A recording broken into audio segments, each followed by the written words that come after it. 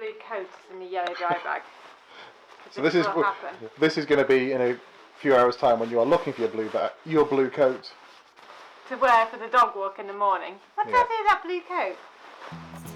So this is all in aid of Rianne's birthday. Because I didn't want to spend any money and get her a proper gift, I suggested we head up to Garn for some wild camping and a bit of photography, and foolishly she agreed.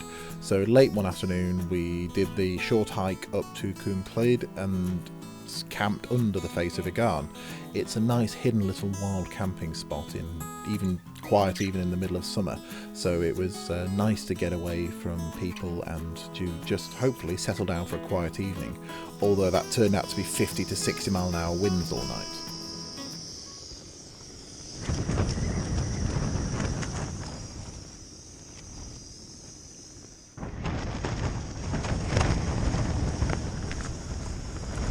That's properly windy. That is properly windy. Oh wow, that's probably bright as well. Hello. Hello. I'm happy because I'm in my sleeping bag next to the warm stove and I'm drinking beer. You know, it is windy and cold, but I'm gradually caring less as the time goes on. And I have my dance slippers. Yeah. With my I'm glad you lugged those all the way up the mountain. Yeah. And my many layers.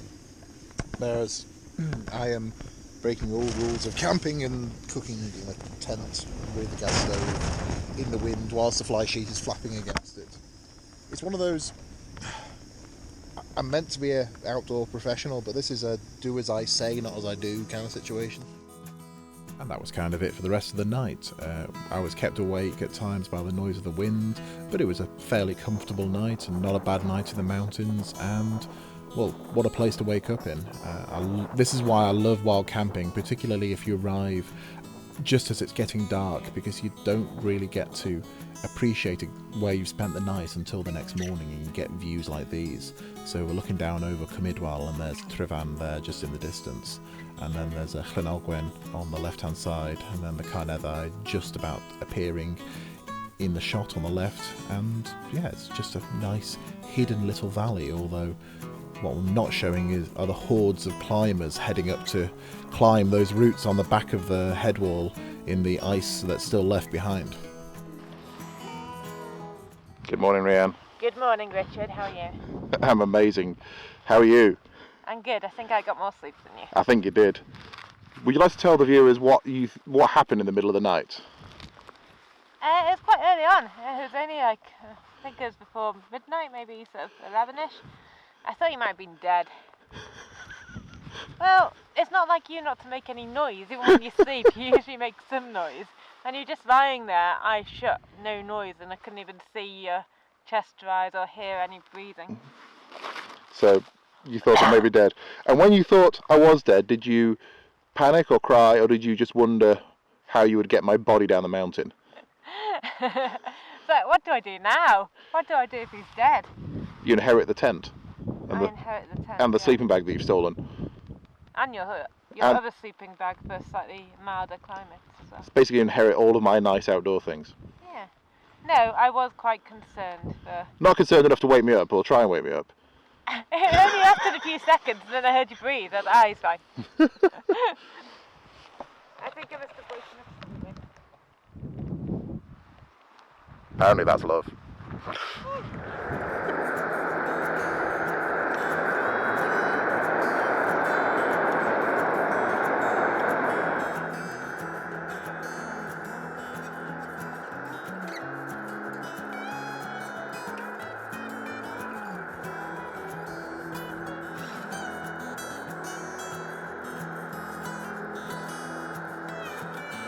And because we didn't really have anywhere else to be, and I had a few bits of equipment to review for different magazines and websites, we just kind of had a lazy hour or so, drying out the sleeping bags and making sure all the kit was put away properly, but without any real rush to get anywhere. But eventually we got off our arses and started heading up the ridge to the summit behind us.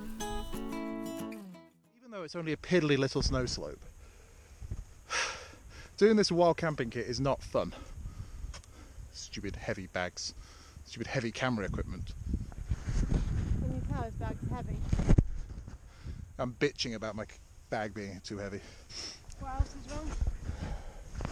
I also need a poo. Yes, it does. I'm sharing that with the world. But we'll carry on. If I have to do an ice axe arrest, I'll throw the GoPro away.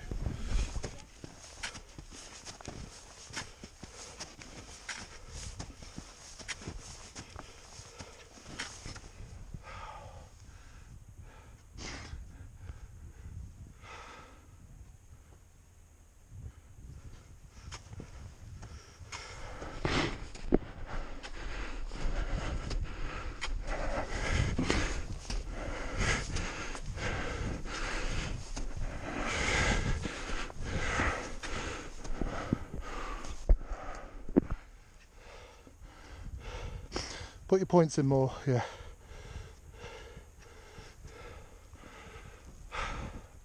Some climbers coming to the top of Banana Gully. Excuse the heavy breathing. Sounds like a specialist film.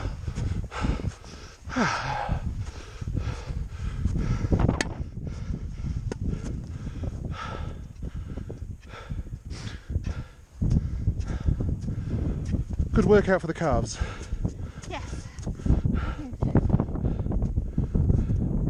And that is where we camped, which isn't very far below at all. But I've been having a lazy day. It's been nice. You know, 35 now, can't really do it. Halfway to 70. Your stupid bobble. Bobble, Yeah. I don't have a problem with the bobble. It's a good bobble. What properties does the bobble have? It's big and colourful. Okay. Well, that's the top. That's the summit. Well, I think that is. That looks like tomato soup. I hope. Not blood. We're heading off down there. It's a bit orange, the blood. You can see the cornices down there as well. Okay, well, it's snowing. No time for fecking around with cameras.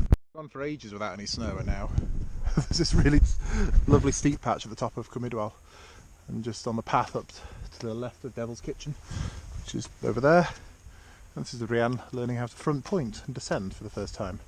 And because we can't be asked to stop again, we're keeping the trekking poles out, not the ice axe. And this is the new and controversial bridge over the Idwal stream. The crossing used to be down there over the rocks, and now the landowners have put this bridge in due to reliability and accessibility. To be honest, I'm fairly happy. It's not exactly wilderness there, and if it lets more people come into fantastic places like these and landscapes like these, then so be it. As long as they're doing it responsibly and safely and without putting anyone else at risk, then that's, I suppose, fine by me. The part of the point of this trip was to get some images used for the website, and not everything turned out as I wanted it to, but that's what it is with photography, particularly photography in the mountains. Not everything lines up exactly as you want it to sometimes, so you do the best with what you can.